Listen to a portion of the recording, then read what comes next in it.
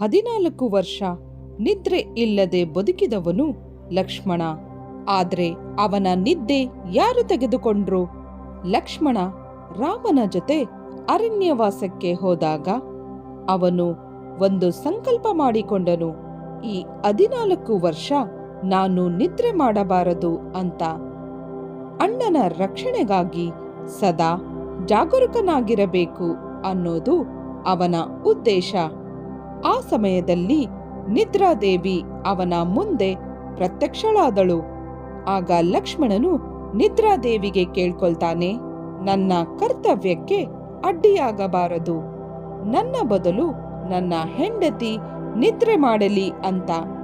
ಅದರ ಫಲವಾಗಿ ಊರ್ಮಿಳ 14 ವರ್ಷಗಳ ಕಾಲ ಆಳವಾದ ನಿದ್ರೆಯಲ್ಲೇ ಇದ್ದಳು ಎಂಬ ನಂಬಿಕೆ ಇದೆ. ಅವಳು ಅಯೋಧ್ಯೆಯಲ್ಲೇ ಉಳಿದು ತನ್ನದೇ ರೀತಿಯಲ್ಲಿ ಈ ತ್ಯಾಗ ಮಾಡಿದಳು.